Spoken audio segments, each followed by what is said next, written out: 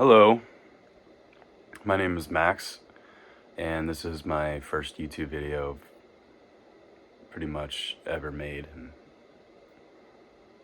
put intention to, but I felt like this was an important topic to discuss because it's been something I've been struggling with for years. And until like last year, it really started becoming a difficult challenge to overcome for me. Like, would prevent me from going outside, prevent me from enjoying much of anything, enjoying things that I typically would enjoy. And that is air hunger. And for those of y'all who don't know what air hunger is, that is basically like a symptom of anxiety.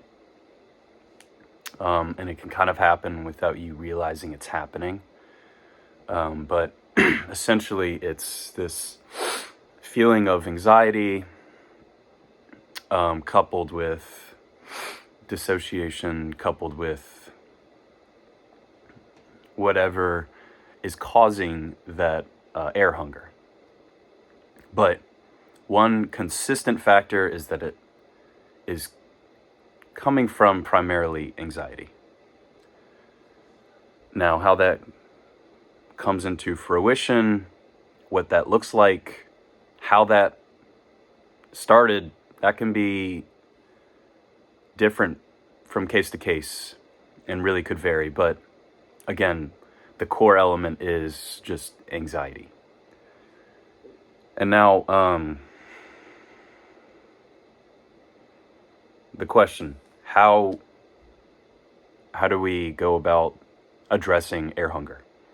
And first things first is you got to know is that trying to control it makes it 100% worse. And you're asking, like, Max, like, what do you mean control it? Like, how else am I supposed to stop the feeling? How else am I supposed to overcome it if I can't control it? And ironically, that's one of the biggest forms of control when it comes to these things, is relinquishing control, allowing the feeling to come and go.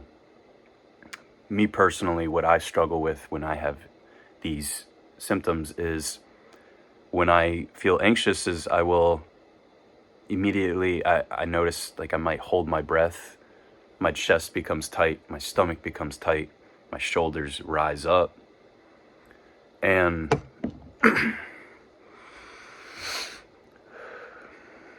I start focusing and really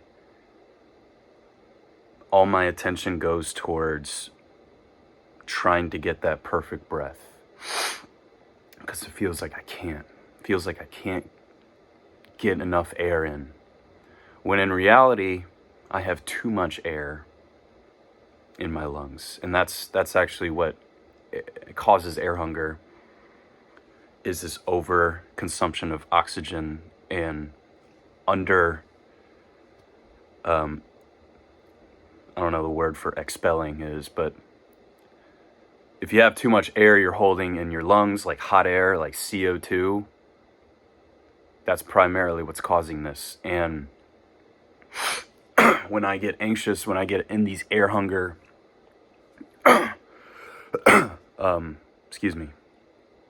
attacks, what will happen typically is I will breathe in as much as I can into my stomach, but I've already had so much air in my stomach that there's not enough fresh air that can be filled in, so my shoulders will start to rise.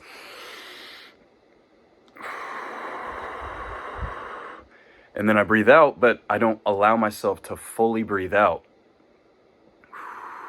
before I try and force another breath in of oxygen.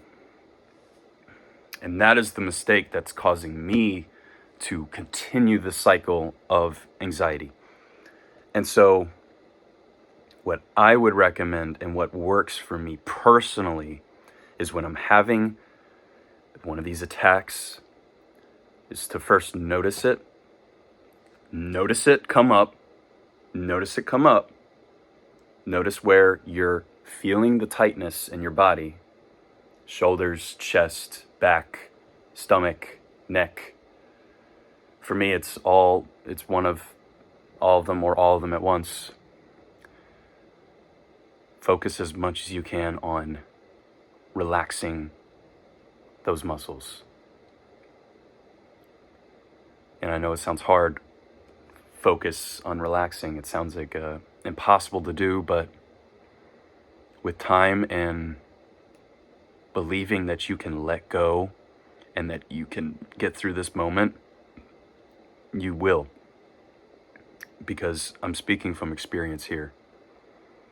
There'll be times, random points at a day, for seemingly no reason, I'll just be in the car or just walking outside on the sidewalk or even in my own room. And for seemingly no reason, I'll have this panicky feeling, this anxiety feeling come up.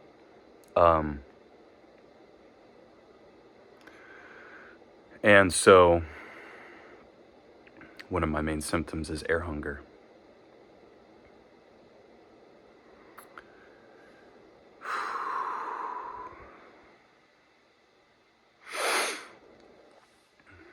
What perpetuates this cycle is tightness, is anxiety, is hyper focusing on this shit. It makes it worse, ironically. And so what to do? What do you do, Max, when you're having anxiety? Well, I notice my posture. First thing that happens with me when I get anxious is my neck kind of gets tight. My shoulders rise, they hunch forward a little bit. You gotta bring them back. Like that. Try and bring your head back a little bit too, your chin down. Push it back. Right? Another thing that happens is my chest here gets all tight in the rib cage area.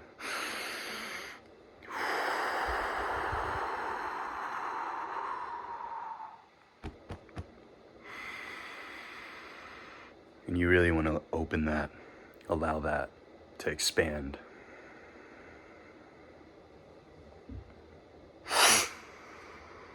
And then another thing that I notice is that, like I said, I don't fully allow myself to release all the CO2 from the previous breath that I just had.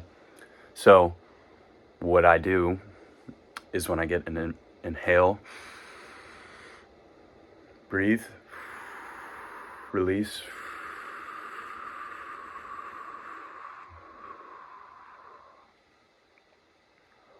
and really focus on getting all the breath out of your lungs without over tightening your stomach or your chest, just getting as much air out as you can before taking your next breath.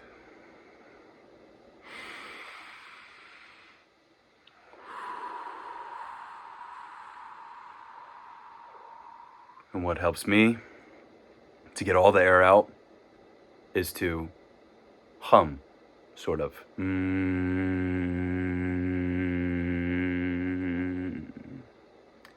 And when I can't make any more noise,